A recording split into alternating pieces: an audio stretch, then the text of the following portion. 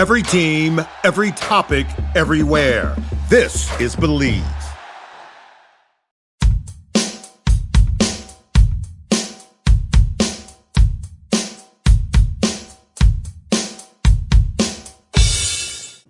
Hey, welcome back to Raising Howl. My name's Jeremy Harper.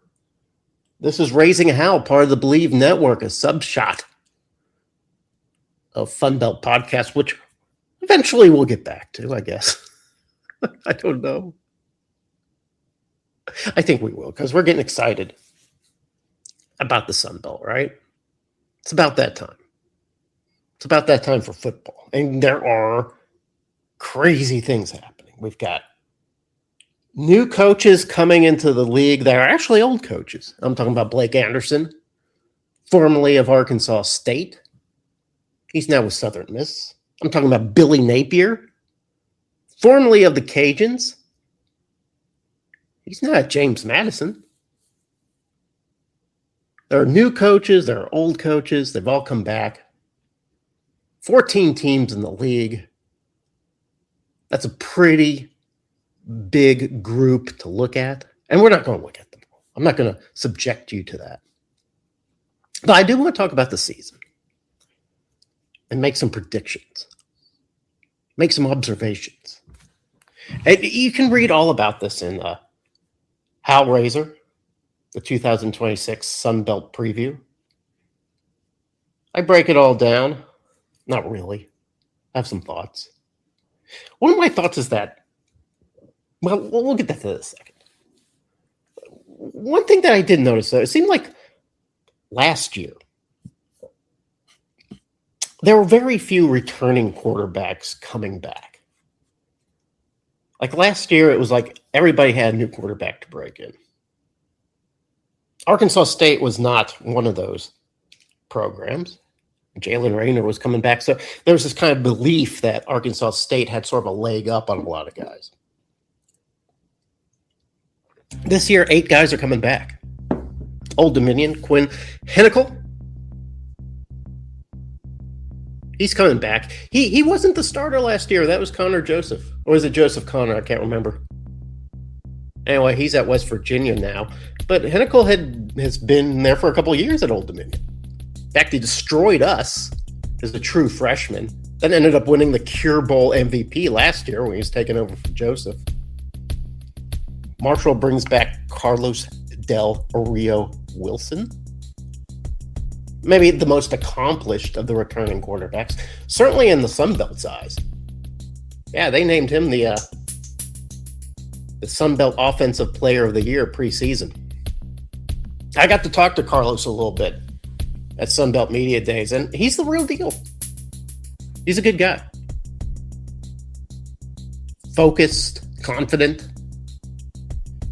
Speaking of the real deal, Cameron Brown of Georgia State, he comes back. Man, that was a big deal behind center for Georgia State. They had all kinds of guys. We'll talk a little bit about that. But I talked to Cameron, too. Again, cool, calm, collected. I think that if Georgia State can keep him healthy, I think they can turn some heads. Lunch Winfield, he comes back for Louisiana Cajuns. Kind of a similar deal. Like Georgia State, it was kind of an adventure for Mike Desimo and the Cajuns. Yeah, had a lot of guys. Howard Walker, that was their guy coming into the season. Gets hurt. They can't figure out who to start. They end up going with Lunch Winfield about midway through, and Lunch, he delivered. He comes back. Troy gets Goose Crowder back. You remember Goose? He was loose. Yeah, Goose, he was sort of hit or miss for me. Sometimes he was great, sometimes he wasn't. They ended up going with Tucker Kilcrease when Goose got hurt. Tucker looked great for a while, then he wasn't. So we'll see. You know what? I'm not sold on Goose Crowder. I'm really not. He'll probably prove me wrong. Wing MVP. A guy we don't know much about. Blake Baker comes back from Louisiana Tech. I don't know anything about him. He had 5 TDs last year. Didn't get to play a whole lot, got hurt, like a lot of these guys. He's back, though. He knows the system. This guy intrigues me. Bishop Davenport, South Alabama. He's back. Yeah, and Bishop, his numbers are really close to Carlos Del Rio Wilson from last year. Both threw for 2,000 yards. Bishop can run. He can pass. Yeah, so, he comes back, and I think a lot's going to rely on Bishop Davenport in Mobile, Alabama. And lastly, Aiden Armenta from ULM, he comes back. He didn't have a great passing season, although for some reason he didn't look too bad against us. He's a junior, he's back, he brings some consistency. Will he be the starting quarterback? I think so. I don't know for sure. But anyway, the Sun Belt brings in 313, at least 313 new players that portaled into the conference, taking the place of about 323 guys. Whole new Sun Belt. It's brand new Sun Belt. Yeah, and there's a couple brand new guys. Ryan Beard. He brought Missouri State all the way to the the Xbox Bowl where they faced off against Arkansas State. Beard didn't coach that game. That's too bad. But he goes to Coastal Carolina. He kind of gets a free year there, right? First year, free year. That's not going to last long at Coastal. Coastal has high expectations.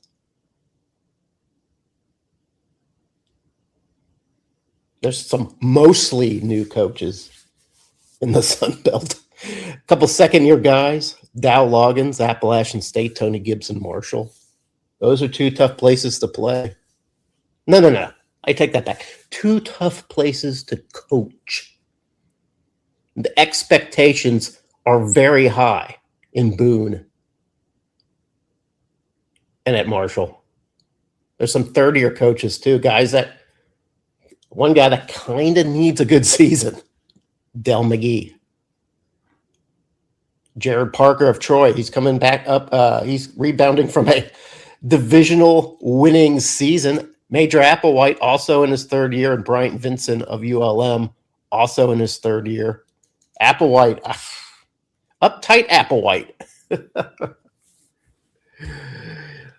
Yeah, he's I don't know. He's kind of an intense guy there at South Alabama. Bryant Vincent, not intense, fairly loose, but focused. I kind of think Bryant Vincent has delivered to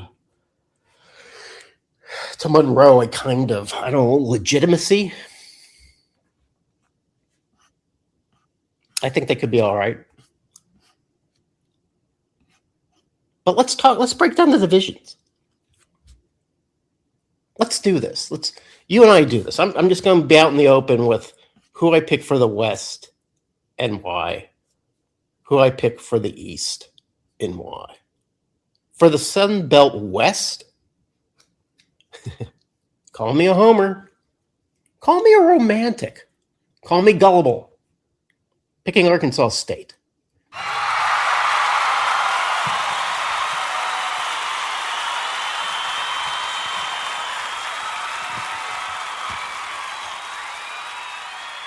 Followed by Louisiana Tech, the Cajuns, Troy coming in at 4th. That won't be popular. South Alabama at 5th, ULM at 6th, and Southern Miss at 7th. Why Southern Miss at 7th? Blake Anderson comes in with a whole new crew. It's going to be a lot of fun in Hattiesburg, but there won't be a lot of wins. ULM, I stick him at 6. It's almost as reflex. I'm rooting for him to get that 6th win. I hope they make it to the bowl game. South Alabama, South Alabama, I just don't know what's going on with Major Applewhite and that team. They got Bishop Davenport. They got a pretty good running back. Yeah, it's just that nothing ever seems to gel or click. And it's not just Major Applewhite. It's gone on years before. There's just something going on in Mobile that, that they'll have these great wins and then they just sort of crap the bed. You can't trust South Alabama. So I'm not going to. I'm putting them at 5th. So why is Troy at 4th? They're not getting a whole lot of production back, guys. They're not. That team was loaded last year with seniors, with guys who had known the system. They get Goose Crowder back, and for some reason, a lot of people are thinking, "Oh, well, that's the formula." I don't know if that's it. Listen, to discount Jared Parker, and Troy, it's always a dicey thing to do. Those guys run a very professional shop down there in Troy, Alabama. Troy is never going to just be a horrible organization. I think there's some letdown from last year. I think last year they kind of got it together. But some of it was a little smoke and mirrors. They had a lot of problems at quarterback. Does Goose Crowder fix all that? I don't know. We'll see. At 3rd, I got the Cajuns. You know why I got the Cajuns there? I just think that having Lunch Winfield behind center, I think that really, you have that consistency. You have that guy. He can run. He can throw. Smart kid. I think that's good for Mike Desimo. I think that's good for the team. I think that's good for the Cajuns. Last year was such a cluster. They got hurt on the offensive line. They got hurt at quarterback. They had some defensive struggles. Hopefully. Yeah, I say that. Sure, I like the Sun Belt. Maybe they clean that all up. It was too bad, too, because they had the new stadium, They had the renovations. They lose to Rice by 2. Louisiana Tech, I have at 2nd. And partly because Sonny Crumby has done a really good job year after year getting this team better and better and better. They have the starting quarterback coming back from injury. I don't know much about this team, and partly when you don't know much about a team, the first thing you do is, they're not going to do well. We thought that way about James Madison. All they did was win the Sun Belt. Are the Bulldogs James Madison? I don't know. I know historically they're tough. I like Sonny Crumby. I'm going to put them at 2nd. I think they're just going to be jazzed, New conference, they're going to want to prove themselves.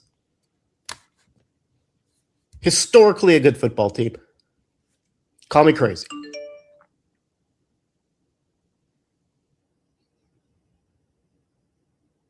So I picked Arkansas State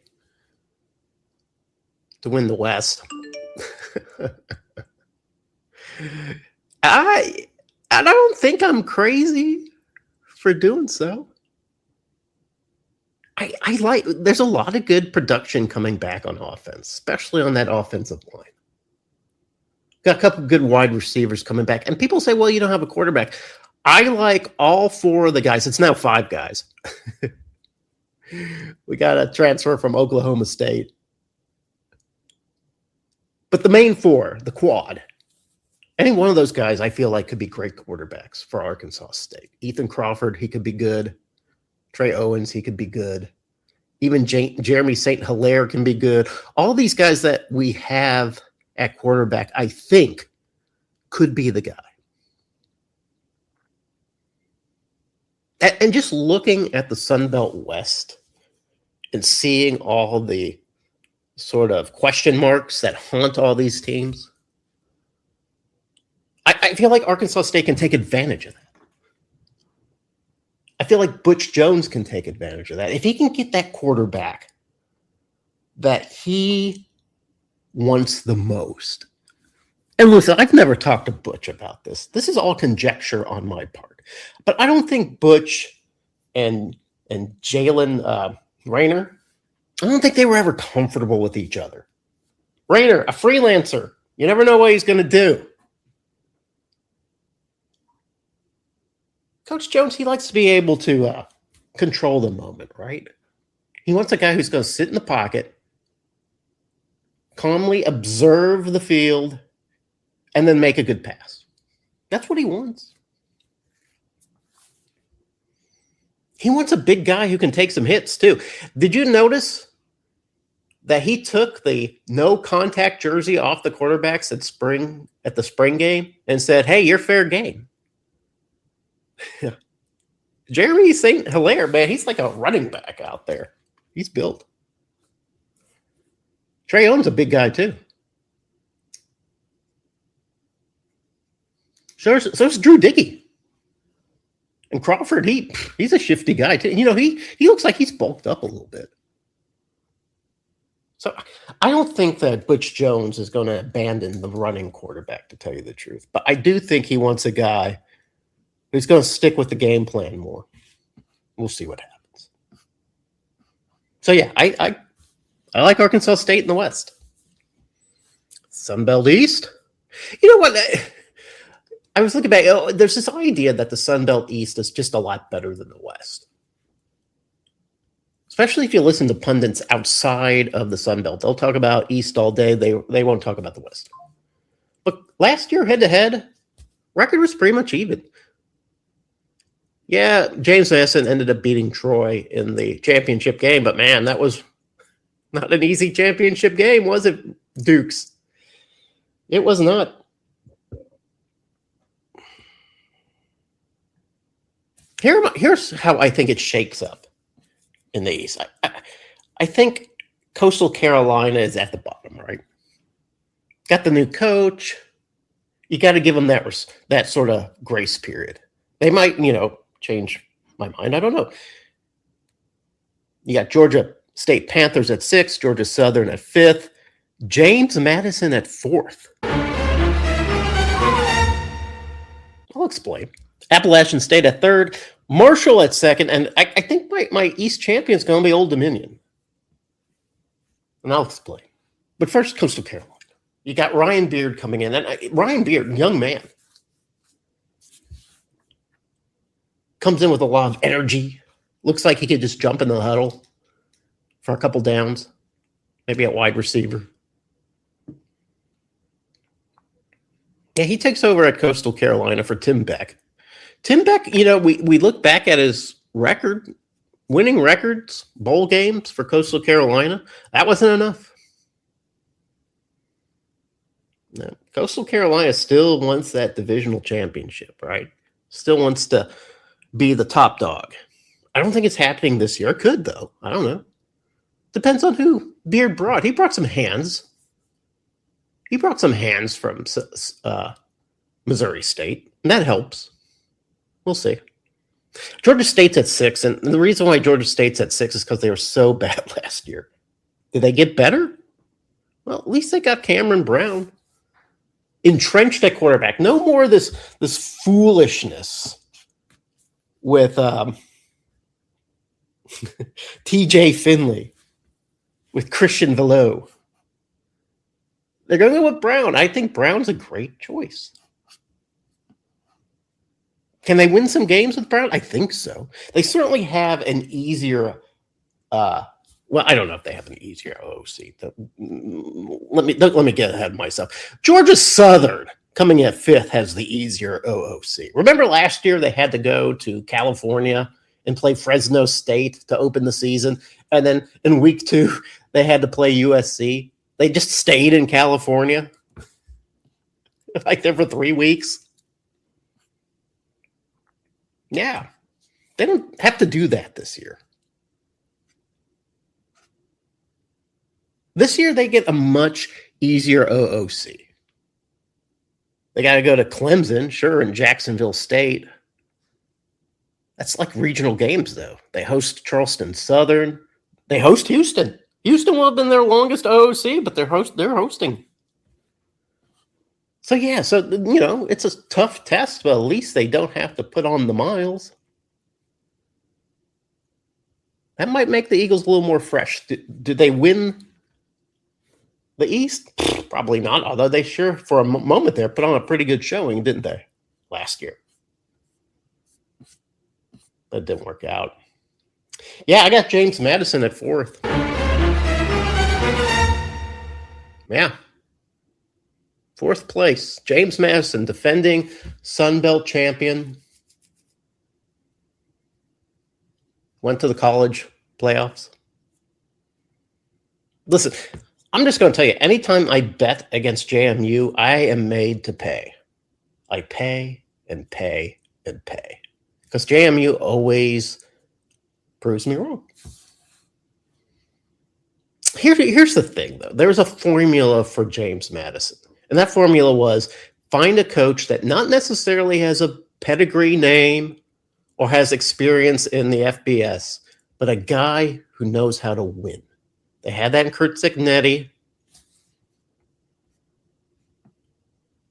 They had that in Bob Chesney, who came from Holy Cross. He had winning ways in Holy Cross. But now they go with Billy Napier, who did win with the Cajuns. He did win. Goes to Florida. Has a lot of problems in Florida. It's not. I don't know if it's Napier's fault. I don't follow Florida. I do know they have a lot of money. So you had Chesney and Cignetti, who only didn't recruit based on potential, just recruited winners. Didn't matter their size, their speed. If they were winning players, they were on the team. Napier is coming from a culture where the bag matters. Is he going to be able to do the same at James Madison? I don't know. Look, I'm not saying Jimmy Mads is broke. They might be the wealthiest team in the Sun Belt. It's just a different culture now that Napier is bringing. He's a different guy. I think fans at James Madison are excited about him. Hey, we got this guy, but it's because it's just kind of different, right? We'll see. Yeah, I like Appalachian State this year. Yeah. Yeah, they struggled so hard last year. A lot of 2-point, 3-point, 1-point losses. Lost to Arkansas State at Boone. Yeah, Appalachian State. I like Dow Loggins. He's a little stick of dynamite. A lot of energy. And man, that guy can recruit. I mean, he's had 2 dynamite recruiting classes. Is on his way to another one. I think he learns. He admitted. He said, I had some lessons to learn as a head coach, and he feels like he learned them. And that could be the difference between losing or winning a 3-point game, right? Just some experience. I think Appalachian State might be back. Marshall, we already talked about, has Carlos Del Rio. In fact, Marshall has 5 guys on the Sun Belt offensive first team preseason. 5 guys, more than anybody else. I think Marshall can be a very good offensive team. Last year, the defense was not good. I think they gave up like 30 points a game. If that team can just find some ways to reduce the amount of points scored on them, I think Marshall could very well win the East. Credit Tony Gibson. Tony Gibson comes in kind of late. Last season, kind of cobbles everything together. Now he's got, his guys, his footing, his experience. He's a little bit like Dow Loggins. Needed that year to acclimate, to grow as a head coach. That battle between Marshall and Appalachian State's going to be pretty good. And they're going to be looking to take it down this guy. They're going to be looking to take down Old Dominion and Ricky Ronnie. Yeah. Ricky Ronnie, he's this guy. He's been in the league longer than anybody in the Sun Belt. Yeah. And you know what? When Old Dominion came aboard, it was like, okay, we got you for baseball, we got you for basketball. And quite frankly, neither one of those programs have come through for the Sun Belt. Football is just kind of like, okay, you're a bonus, whatever you can give us. And for a few years, Old Dominion was a pretty mediocre kind of football team. Not mediocre because they didn't have talent or ability. It's just they never seemed to be able to close the big games, right? Last year, they were 10-3. Yeah, including that Cure Bowl win. Yeah, they had this guy, Colton Joseph, this quarterback. He can run, he can throw. They've got the same guy in Quinn Henicle. Heck, he might even be better. And if Henicle gets in trouble, he's got a great running back in Devin Roche. What's good about Old Dominion is, yeah, they have this offensive identity, but they also have a strong defense. If we know anything about the Sun Belt, is that if you don't have any kind of defense, you're not going to win the SBC. You're just not. It used to be, yeah, if you could just put up 50 points a game, you could probably win it. That Coastal Carolina, I think, was the team that said, hey, that's not going to work anymore. Maybe it's Appalachian State. It's like, yeah, we're changing the identity of the Sun Belt. Sun Belt used to be the Fun Belt. First team to 60 wins. You've got to have defense now. I think Old Dominion has that.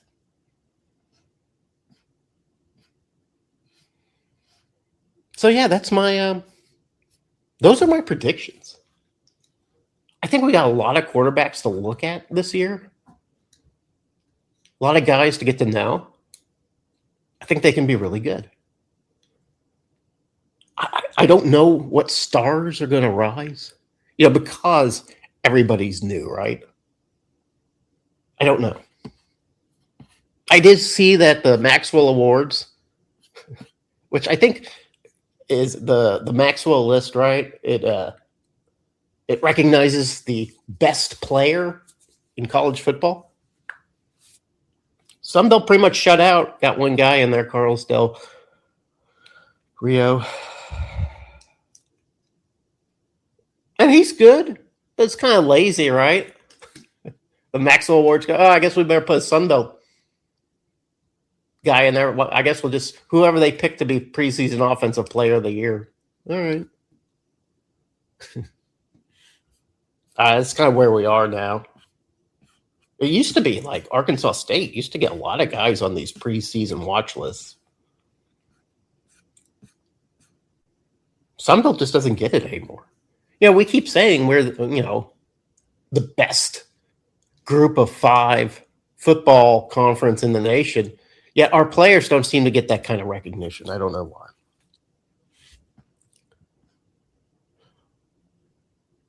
Probably because they get sniped by the Power 4.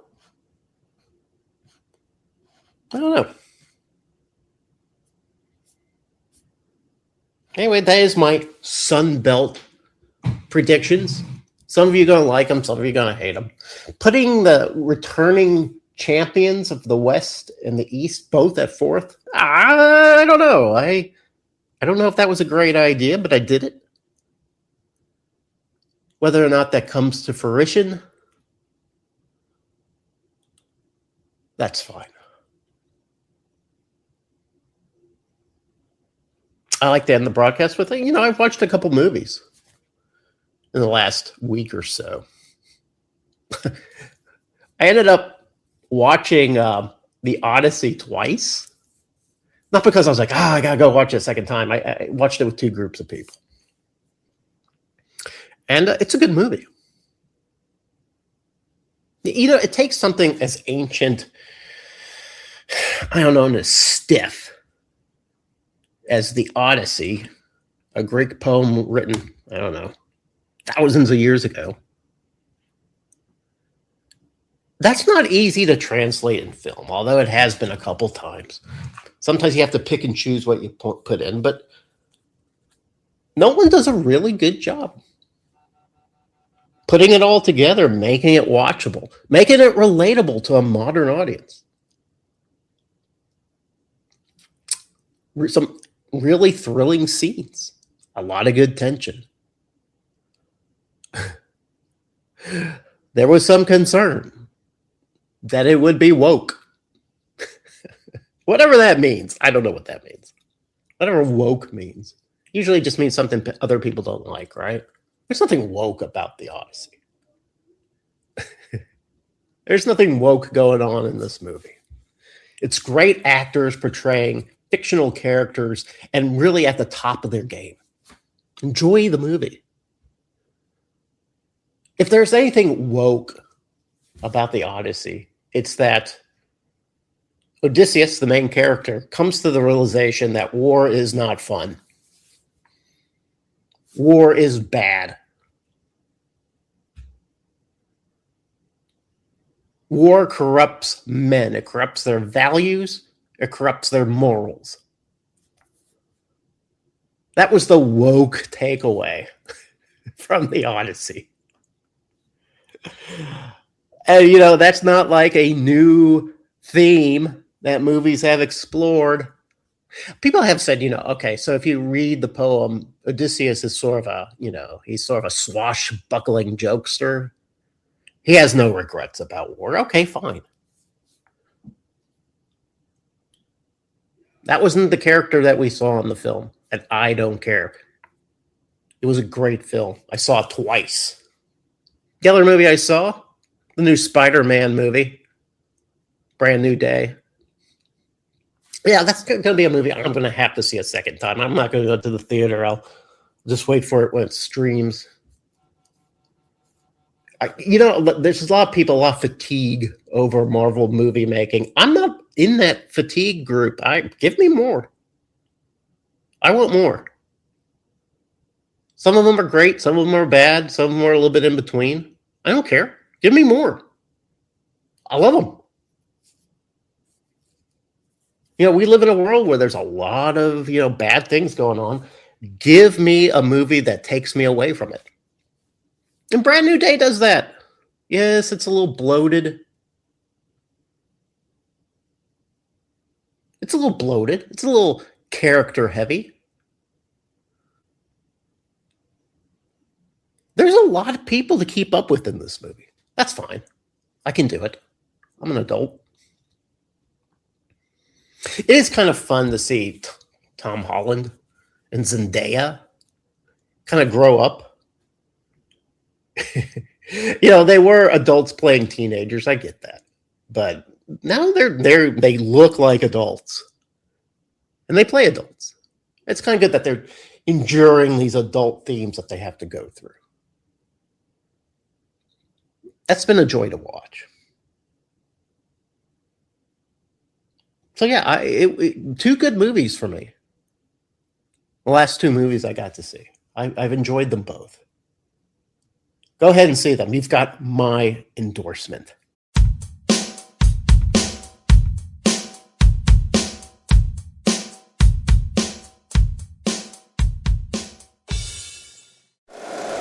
If you like the show, please take a moment to rate, review, and subscribe. It really does help the show to grow. Thank you for listening.